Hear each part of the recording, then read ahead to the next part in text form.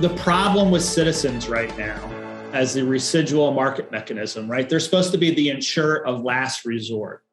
The problem is Citizens is very competitive in the marketplace. And what I mean by that, if you look at the cost of insurance through Citizens, if you're already in Citizens, and you look at the cost of the private market, which is increasing rates, trying to get to an actuarially indicated rate, Citizens their rates are dramatically subsidized. So I get it. I'm sympathetic to policyholders.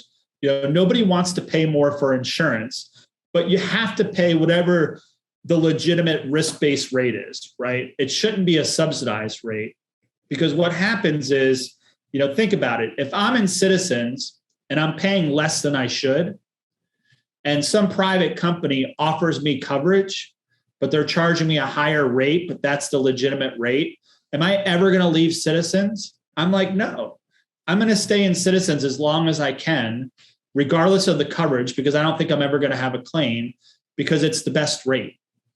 Well, this happened back in after 2004, 2005, after we had that rash of hurricanes. We implemented what was called the glide path. And what it said is that Citizens couldn't increase their rates more than 10% in any given year.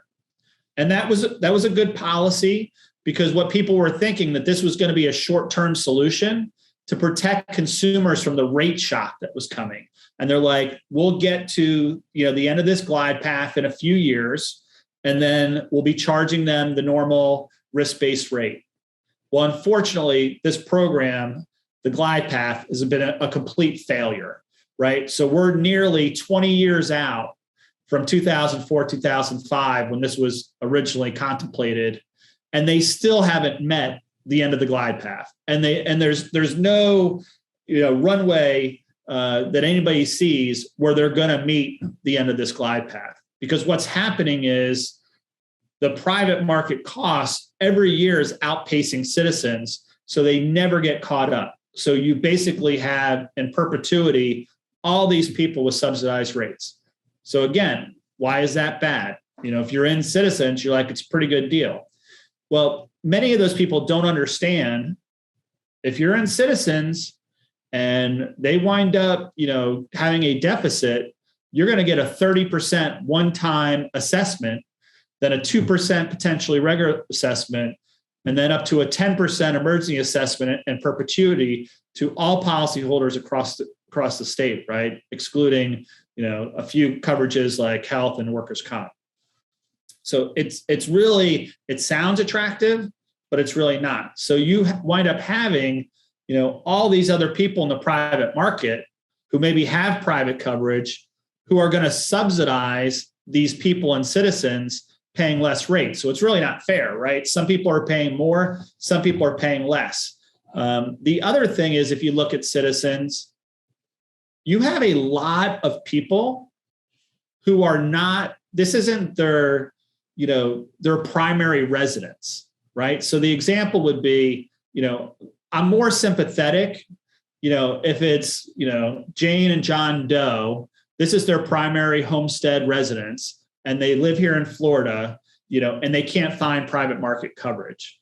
But you have like hedge funds that have invested tens of millions of dollars buying rental properties, huge corporations that then turn around and rent these properties out, that have these properties insured through Citizens. So you got huge corporations that are being subsidized by policyholders all across the state of Florida.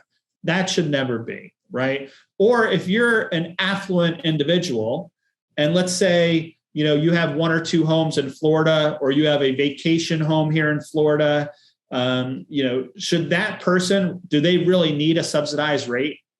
And should people who are, hardworking every day be subsidizing those individuals that own second homes here in the state of Florida? I mean, I think most people would say in those two scenarios that shouldn't happen, but that's what's happening right now today. So, that is some of the market distortion. And what happens is, as more and more people, like we talked about, Citizens is going to continue to repopulate to over 1 million policies.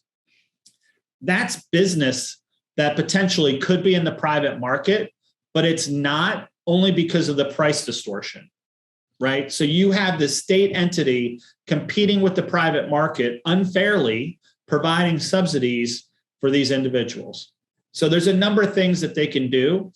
One, I think immediately, you shouldn't, if there's a private market option for you, regardless of what the price is, and it's your secondary home or you're a corporation, you shouldn't qualify for Citizens. You should have to go into the private market.